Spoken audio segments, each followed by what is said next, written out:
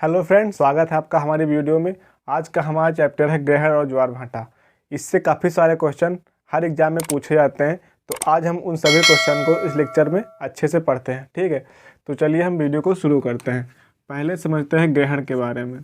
ग्रहण क्यों आता है और कब आता है, कैसे आता है, इसको हम अच्छे से जानते हैं। ग्रहण आने की एक कंडीशन है कि जब सूर्य,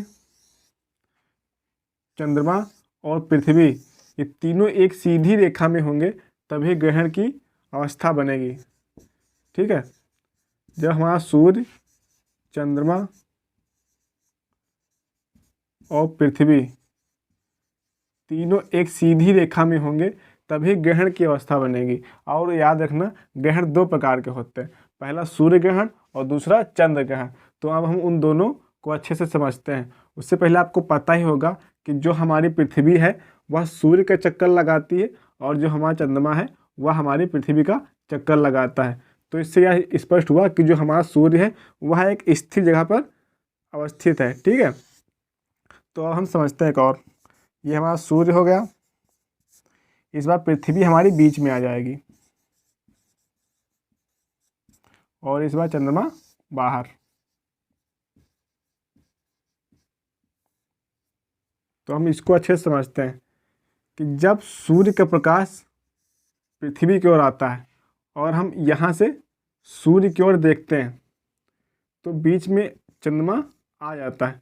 जब हम सूर्य की ओर देखते हैं और जो सूर्य से प्रकाश निकलता है वह चंद्रमा में पड़ता है, जिससे हमें सूर्य का कुछ भाग दिखाई नहीं देता। सूर्य हमें दिखाई नहीं देगा, तो यह घटना कहलाती है सूर्य ग्रहण। और याद रखना, सूर्य ग्रहण में हमेशा चंद्रमा पृथ्वी और सूर्य के बीच में आ जाता है। यह घटना क्या कहलाती है? सूर्य ग्रहण।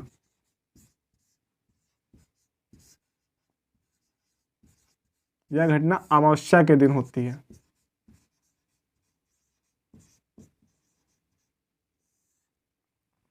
दूसरा, चंद्र ग्रहण के बारे में कि जब पृथ्वी चंद्रमा और सूर्य के बीच में आ जाती है तो क्या होता है? चंद्र ग्रहण।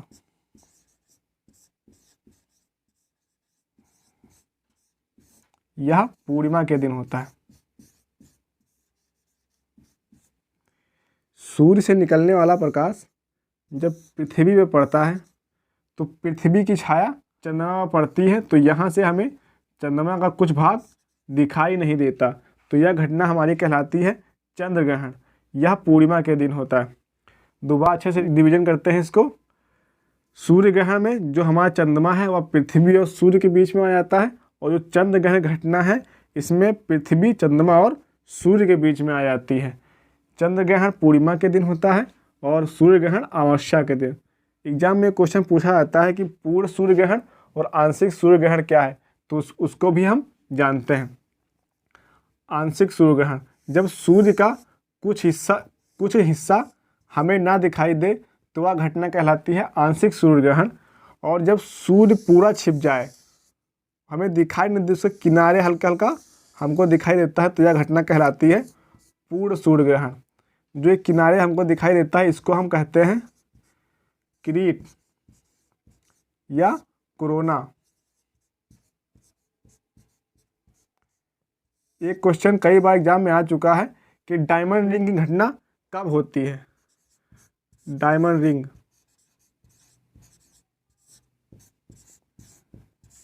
जब हमारा पूर्ण सूर्य ग्रहण होता है और जो सूर्य के किनारे से जो एक लालिमा सी दिखाई देती है, इसी को कहते हैं डायमंड रिंग की घटना।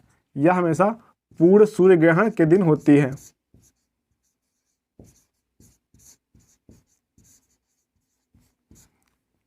ये हो गई हमारी ग्रहण के बारे में।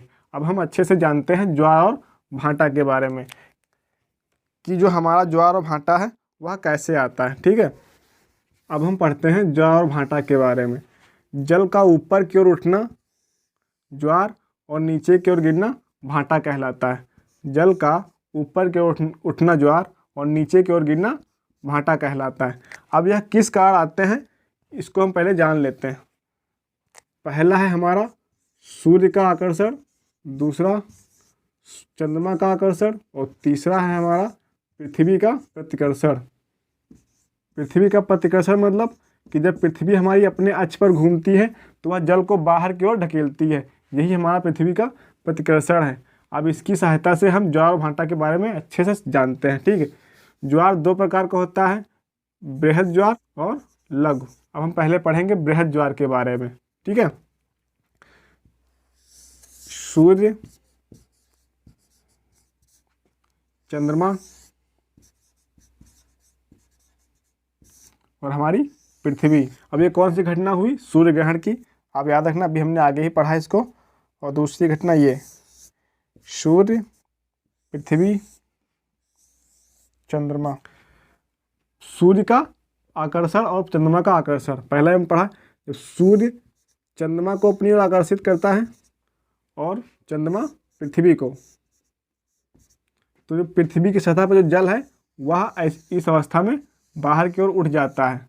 यह घटना ज्वार और यह घटना भाटा कहलाती है। उसी प्रकार इधर सूर्य पृथ्वी को अपनी ओर आकर्षित करता है और इधर चंद्रमा पृथ्वी को अपनी ओर आकर्षित करता है। तो पृथ्वी की सतह पर जल इस तरह से बाहर की ओर फैल जाता है। यह घटना ज्वार और यह घटना भाटा कहलाती है। अब एग्जाम में पूछें कि जो हमारा बृहद ज्वार है, यह कब आता है? तो अभी हमने पढ़ा ही है कि यह हमारी घटना कहलाएगी सूर्य ग्रहण अमावस्या के दिन, और यह हमारा हो गया चंद्र ग्रहण पूर्णिमा, ठीक है, पूर्णिमा के दिन। तो आपसे एग्जाम में क्वेश्चन पूछे कि जो हमारा बृहद ज्वार है वह कब आता है, तो आप याद रखना पूर्णिमा और अमावस्या के दिन। जिस दिन सूर्य ग्रहण होगा और चंद्र ग्रहण होगा उसी दिन हमारा बृहद ज्वार आता है। ठीक है, और अब हम जानते हैं लघु ज्वार के बारे में कि जो हमारा लघु ज्वार है वह कब आता है। लघु ज्वार भाटा, इसके लिए जब हमारी पृथ्वी और सूर्य और चंद्रमा तीनों समकोण पर होंगे तब आता है हमारा लघु ज्वार। सूर्य, पृथ्वी, चंद्रमा, ये सूर्य पृथ्वी को अपनी ओर आकर्षित करता है, सूर्य पृथ्वी को अपनी आकर्षित करता है, चंद्रमा अपनी ओर। तो जो पृथ्वी की सतह पर जल की अवस्था है वह सभी जगह बराबर रहती है। यह घटना कहलाती है लघु ज्वार। लघु ज्वार कब आता है? सप्तमी और अष्टमी के दिन। एग्जाम में क्वेश्चन आ चुका है कि जो हमारा लघु ज्वार है वह कब आता है, तो सप्तमी और अष्टमी के दिन। जब सूर्य और चंद्रमा पृथ्वी तीनों समकोण पर होंगे तब आता है हमारा लघु ज्वार। और जो हमारा बृहद ज्वार है वह अमावस्या और पूर्णिमा के दिन आता है। जब चंद्र ग्रहण और सूर्य ग्रहण घटना घटती है तब आता है हमारा बृहद ज्वार। और अब हम जानेंगे कि जो हमारे दैनिक ज्वार भाटा आते हैं वह कब और किस कारण से आते हैं और कितनी बार आते हैं। ठीक है, अभी हमने पढ़ा बृहद ज्वार भाटा और लघु ज्वार भाटा में, उसमें इन तीनों का योगदान था। लेकिन जो हमारे दैनिक ज्वार भाटा है उसमें चंद्रमा और पृथ्वी का प्रतिकर्षण का प्रभाव है, सूर्य के आकर्षण का नहीं। ठीक है, तो हम समझते हैं अपने दैनिक ज्वार भाटा के बारे में। यह हमारी पृथ्वी की सतह से जब जल बाहर की ओर उठता है उसे ज्वार, और जब पुनः बैठ जाता है उसे भाटा कहते हैं। इसे ज्वार कहते हैं, इसे ज्वार, इसे भाटा और इसे भी भाटा। एग्जाम में क्वेश्चन पूछता है कि ज्वार से और भाटा आने में कितना समय लगता है या कितने घंटे का समय लगता है। तो आप याद रखना 6 घंटे 13 मिनट का समय लगता है ज्वार से भाटा आने में। और एग्जाम में पूछे कि भाटा से ज्वार आने में कितने घंटे का समय लगता है, तभी भी आप ये बताएंगे 6 घंटे 13 मिनट। और पुनः ज्वार से भाटा आने में 6 घंटे 13 मिनट, और पुनः भाटा से ज्वार आने में 6 घंटे 13 मिनट का समय लगता है। ठीक, और एग्जाम में क्वेश्चन पूछे कि ज्वार से ज्वार आने में कितने घंटे का समय लगता है, तो ज्वार से ज्वार आने में घंटे का समय लगता है कितना? 12 घंटे 26 मिनट। और भाटा से भाटा आने में कितने घंटे का समय लगता है? भाटा से भाटा आने में कितने घंटे का समय लगता है, तो 6 और 6 13 ये, तो कितना हो गया? 12 घंटे 26 मिनट। एग्जाम में कई बार क्वेश्चन आया है कि जो हमारा प्रथम ज्वार है और जो द्वितीय ज्वार है वह किस कारण से आते हैं। तो जो हमारा प्रथम ज्वार है वह चंद्रमा के आकर्षण के कारण, और जो सेकंड जो हमारा द्वितीयक ज्वार है वह आता है पृथ्वी के प्रतिकर्षण के कारण। ये हमारा मोस्ट इम्पॉर्टेंट क्वेश्चन है, ठीक। चंद्रमा के कारण और ये पृथ्वी के प्रतिकर्षण के कारण, आप इसे याद ही रखना। एग्जाम में क्वेश्चन पूछता है कि जो हमारा चंद्रमा है वह सूर्य की अपेक्षा अधिक ज्वार क्यों पैदा करता है। आपको पता ही होगा जो हमारा चंद्रमा है वह पृथ्वी के अधिक नज़दीक है और जो सूर्य है अत्यधिक दूर है, इसीलिए चंद्रमा पृथ्वी पर ज्वार लाने के लिए अत्यधिक प्रभाव डालता है, ठीक है। ये तो हो गया हमारा दैनिक ज्वार भाटा। तो इस ज्वार भाटा से कई सारे ऑब्जेक्टिव क्वेश्चन यहाँ पूछे जाते हैं। जैसे पूछता है कि वह कौन सा स्थान है जहाँ दिन में 4 ज्वार और 4 भाटा आते हैं। तो एक इंग्लैंड में स्थान है साउथहैम्पटन, वहाँ पे 4 ज्वार और 4 भाटा आते हैं, ठीक है। इस चैप्टर को हम कई बार अच्छे से रिवीजन करेंगे। अगर इससे कोई भी क्वेश्चन एग्जाम में पूछा जाए तो उसको हम आसानी से कर लें। तो अगर आपको वीडियो अच्छी लगी हो तो वीडियो को लाइक कीजिएगा, कमेंट कीजिएगा, हमारे चैनल को सब्सक्राइब कीजिएगा। मिलते हैं आपको अगली वीडियो में, तब तक के लिए धन्यवाद।